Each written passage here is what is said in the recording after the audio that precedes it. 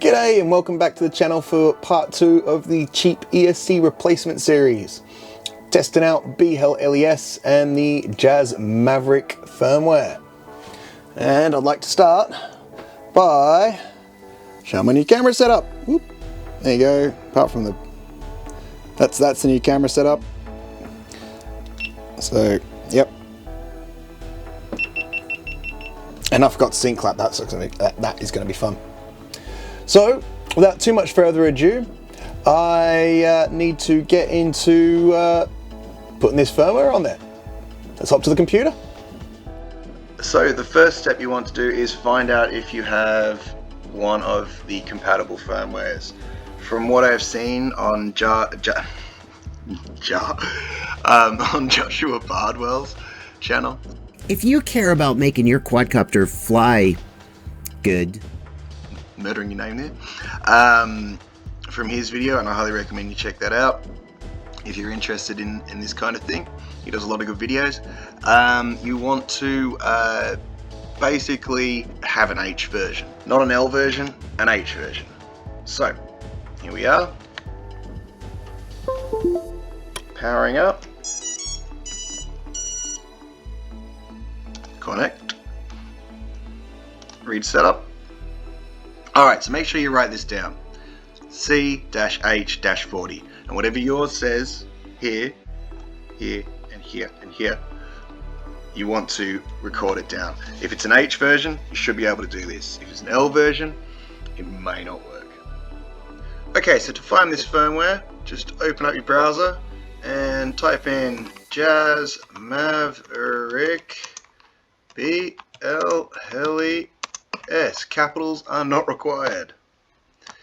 And it'll come up as the, it should come up as the first result. And there you go.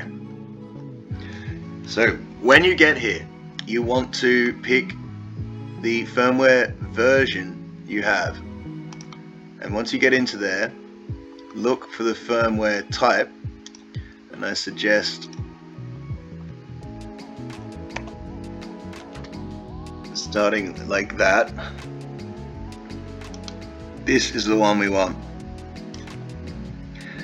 CH40 revision 16.71. Click on it.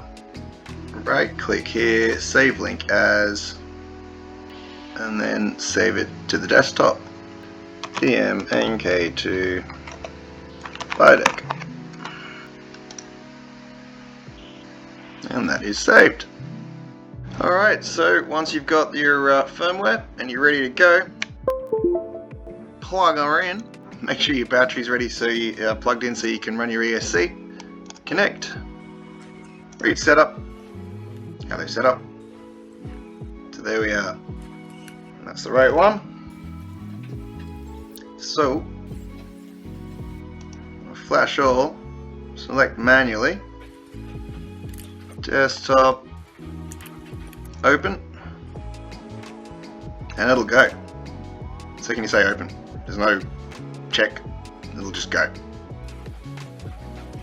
And make sure you've got your props off for all of this. Again, don't leave your props on when you're messing around with ESC firmwares, or just got your stuff inside on the bench and you don't want to have a chopped up face arm or hand or something like that.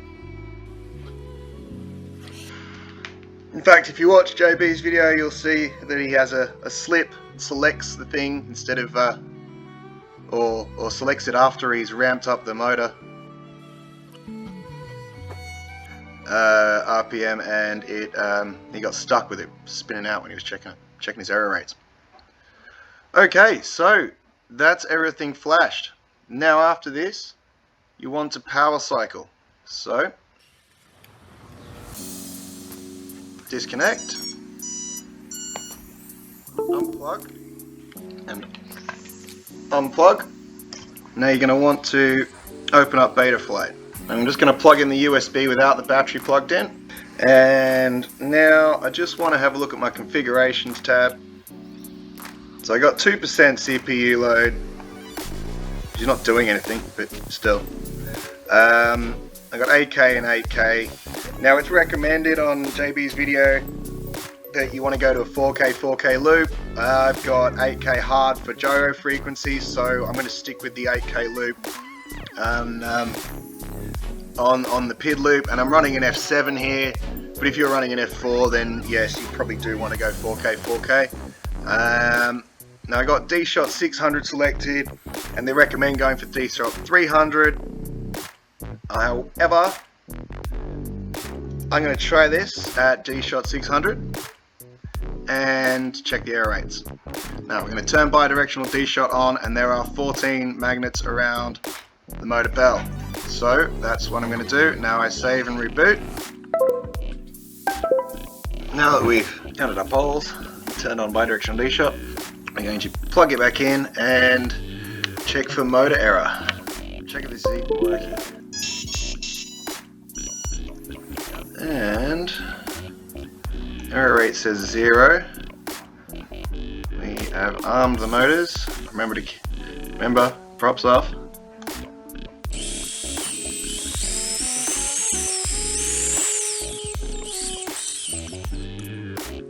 Okay, that's an acceptable error rate.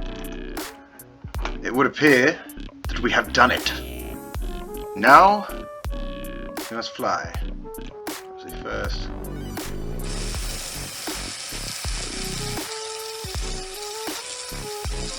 Yeah, they're all going the right way. Good, excellent. Okay, well, I guess now it's just time to stick some props on and go for it. Eek. Here we are. We're going to check out the JazzMaverick firmware on the Mamba F40 over there. So first things first, let's stick it on the ground and see what she does.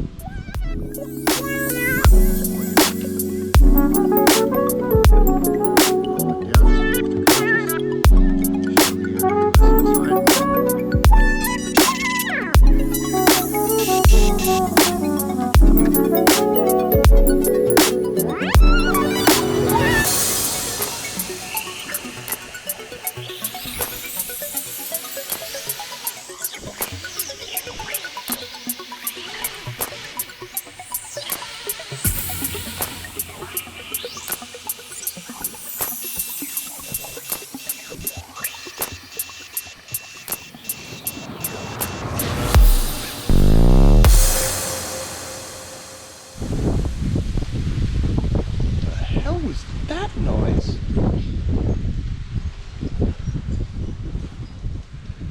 Alright, cool. That worked out. Let's put it down and go for a flight.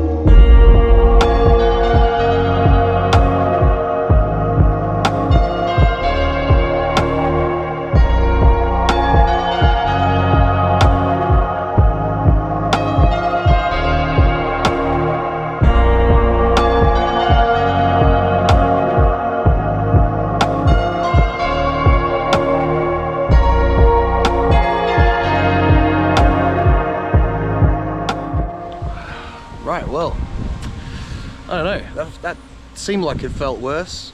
Definitely felt like it flew worse. Yeah, please put your comments down below. I'd love to see them. So a couple of points to note at this this juncture. The tune is, the tune is the same as it was when I had the BL32 ESC in it, and so now we have BL ESC running the JAzzMaverick firmware.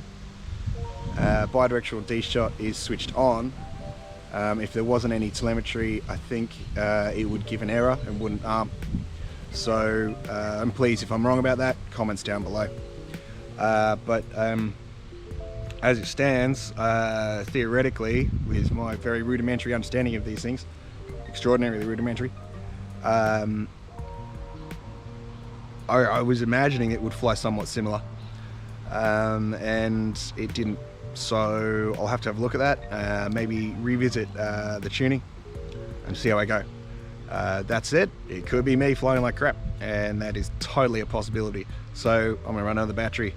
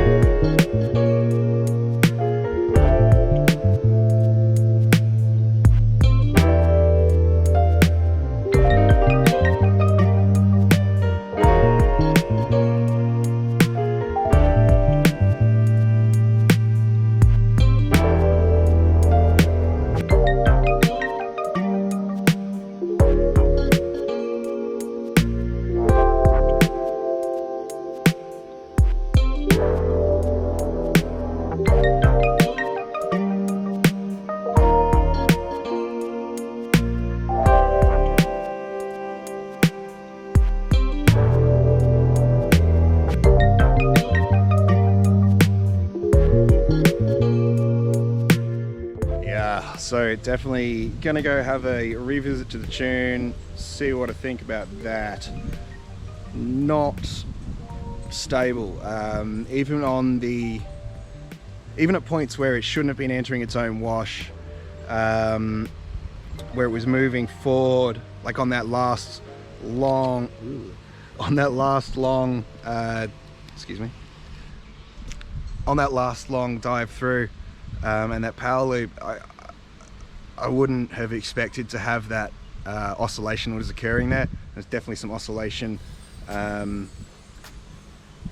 don't know if I'll get sound on this, but yeah, I could hear that. And you might be able to see it. We'll see what we can do in post. Anyway, I'm gonna have a quick visit to the tune and see if I can't get a better flight out of this. Yeah. So this was the tune that got migrated across from the old ESC, the BLheli 32 ESC, and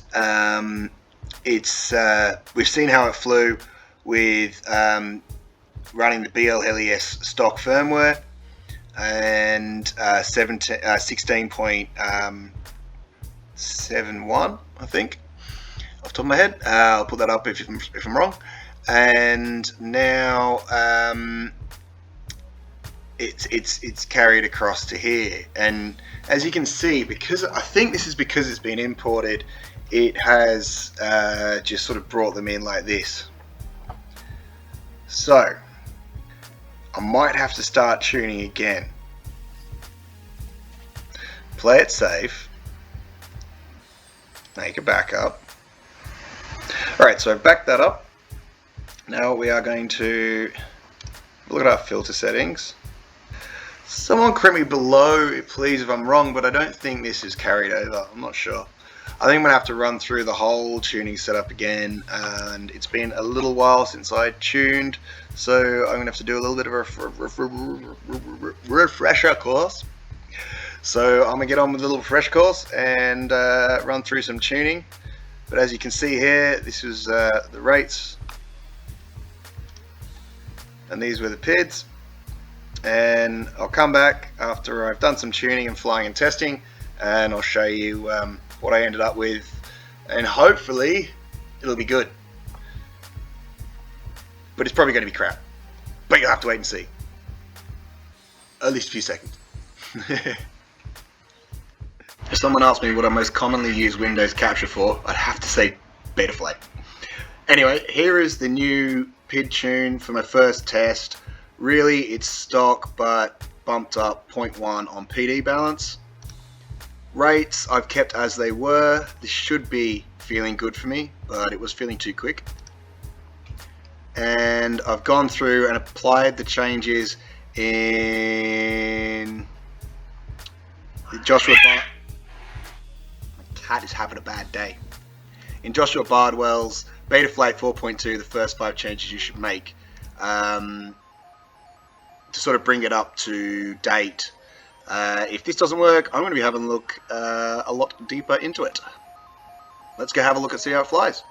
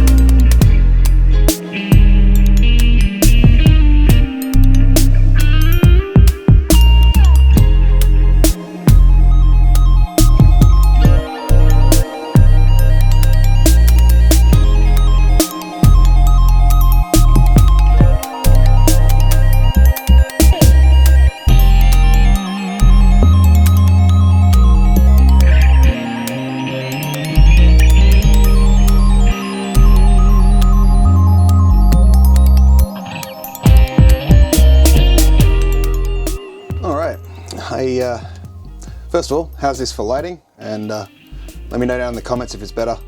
Good camera angle. So yeah, look, to save some time in this video, because I'm now on my, well, including the initial one, the 4th round of tweaking the tune. What I'm going to do is sort of give you a quick rundown of the tuning process I'm using, and if anyone has any input on that, please down below. Basically, the tuning process is taking for a test flight, seeing how it flies, getting it back, seeing how warm the motors are, and adjusting the PD gain up to raise the D gain and adjusting the PD balance up as I go. Now I lifted the PD gain a little bit to sort of assist that, but I might actually drop that down and just go PD balance, because otherwise it's flying very well with the changes that I made based upon the Joshua Bardwells video, the first 5 things to do with Betaflight 4.2. Yes. And there's another video he's got, very similar title, which 5 things that'll surprise you with Betaflight 4.2. It's not that video, it's the first 5 things you should do. Link below. So that is basically what I've done, and has improved it a lot, but I'm not finished yet by a long shot. As you can see from that last video, it's still got quite a bit of prop wash, although it flies so much nicer now. I think I can do this, but I'm gonna have to do a lot more tuning, so it may be a couple of days by the time I do the wrap up to this video, but I'll just include the flight where I'm happy with it.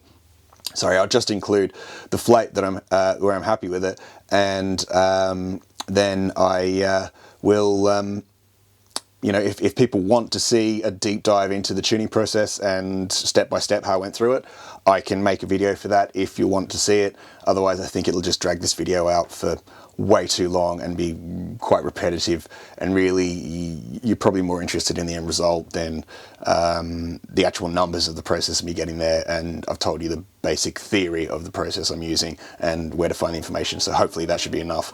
If it's not, let me know and I will go deeper into it.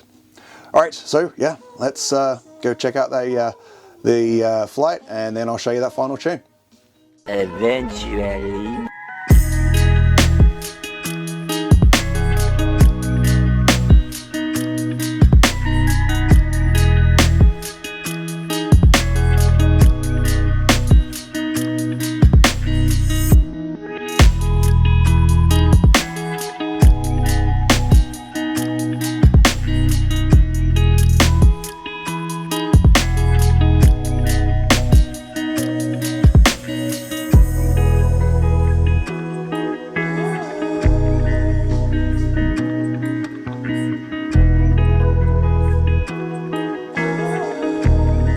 Okay, so where was I last time? I was on step 4. Well, I've just done step 19. Well, not just done, that was a little while ago. I've spent an evening and an hour today looking for something. So yeah, but step 19 was very good. It was actually the best I've had it flying. And I'll bring up the tune for you now, as you can see here, and the slider position. Yeah, getting an extra flight to actually sort of cap the video off is going to be a bugger. I do actually have, that one's got the thing on it. I do actually have, this is the, what is it, the counterclockwise? I got these ages ago and I stopped using them. The only difference between a clockwise and a counterclockwise motor is the thread on this. And that does leave me with a bell for a motor, and all I need is a left-handed thread. Well, I have one of those on its counterpart, and the reason I'm not taking that bell is because it's still got its clip on it. There's no point weakening the clip. Yeah, righty-tighty, lefty-loosey, or the other way around when I'm doing this now. So I think I'll try this, put this on there, and go for a flight, and see how I go. The worst that could happen is that it undoes the thread. What way are we turning now? Well, I might have to take the other one. Oh.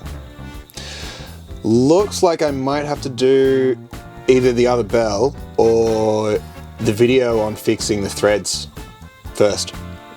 Because this does not seem to want to thread on here. Just sort of locks up,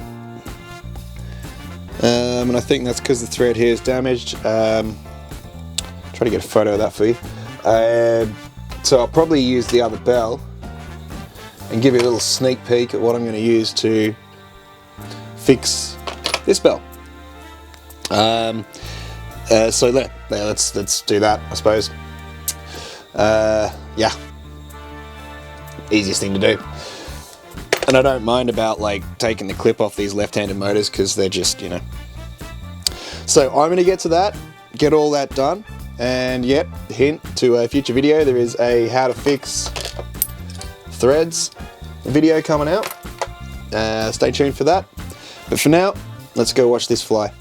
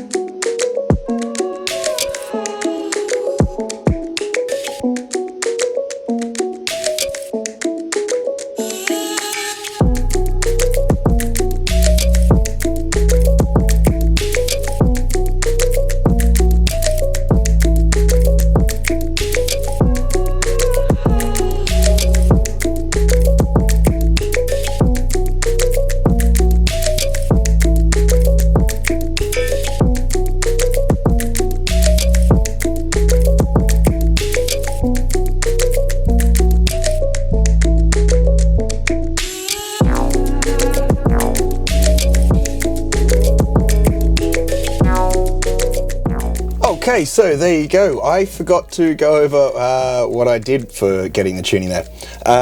Okay, so apart from my process before with the PIDs and locking those down, which was slightly different from how UAV did it, I also ramped my sliders to about 1.5 slowly through testing stage by stage, 0.1 per stage, and then you know, that got above it, didn't like it, came back, that's where I'm happy at.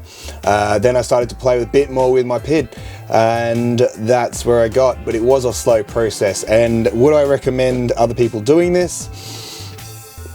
Ooh, geez, if you've got the patience, or you're really good at tuning, because if you're better than me, you probably make an easier job of it. But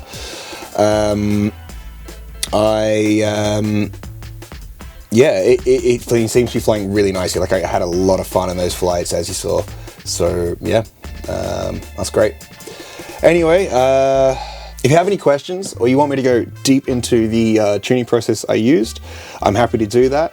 I'd really recommend that you go and check out Joshua Bardwells and UAV Tech's videos on the PID tuning and slider tuning, as they are very helpful. I didn't have to sit through all of them, but there is a lot of good information there.